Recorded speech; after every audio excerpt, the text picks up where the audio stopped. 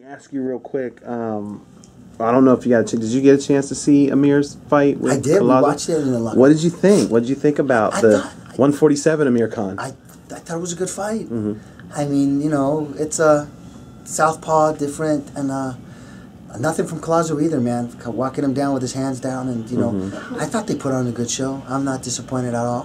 What happens if? And this is kind of the reason why I asked the question earlier about if Floyd doesn't do the rematch with Maidana. What happens if Maidana and Amir Khan fight, and now you're in Maidana's corner? Well, it's not just me, but it'll be also Robert Garcia. Yeah. So it's going to be a different story for sure. You know, Amir's a great fighter.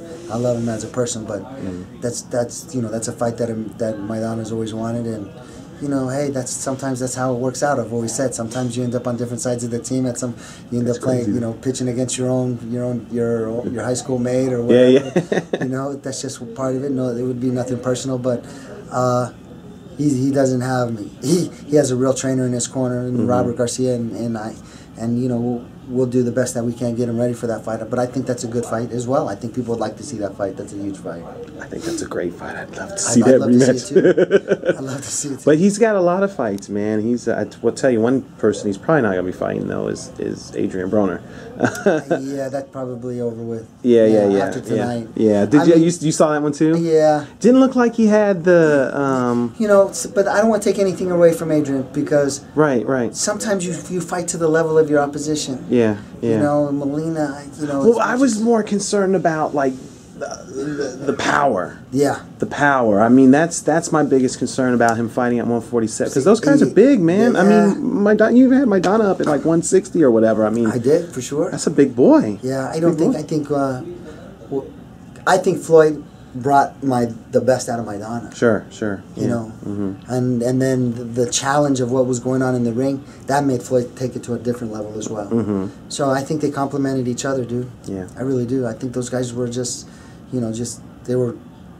Floyd wasn't going to go into retreat mode and show everybody that, you know, he couldn't stand there and take it or do that. He was going to give right back, and you know, they both of those guys started taking steps back throughout the night. You know, so you can't just say one guy was doing one thing and the other guy was doing the other. Yeah, it was back and forth. It was back and forth. You know, it was tough for me to see it. Of course, I think that my guy won because we threw more punches and we were more active and stuff like that. But you're gonna have the judges that look at the accuracy and, you know, those kind of things. So you got to leave it to the fans. But I still think that they won. They got a good fight out of it. The cards are the cards. Right. Overall, I think the sport won. You know, people that said it was dead, or they think that this was a waste of time fight. You know, who cares what they missed out.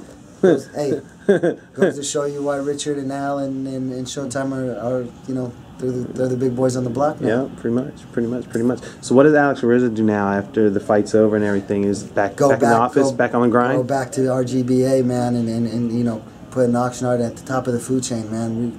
That's where all the fighters are gonna. We want to produce a different kind of fighter. We want to give them the most comprehensive, obviously scientific program that we can give on our side, with everything all the time that Robert can give on his side. You know, we have so many world champions in there training. The atmosphere is unbelievable. The energy, everybody's young, hungry.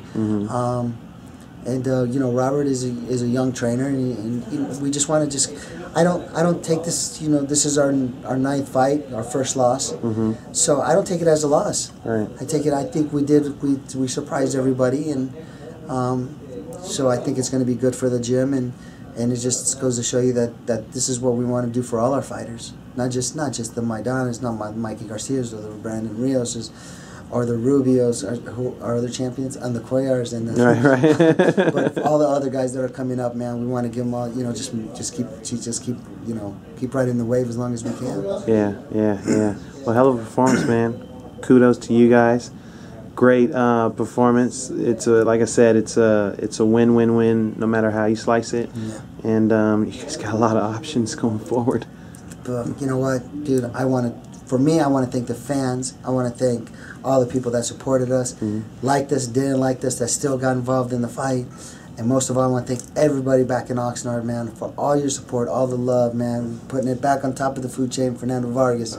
You remember he used to say that? Yeah. El Faros used to say that. I used to love that. So, and you know what? Thanks for making me feel so welcome there. It's been amazing, you know, the last 9 months, 6 months, 8 months now.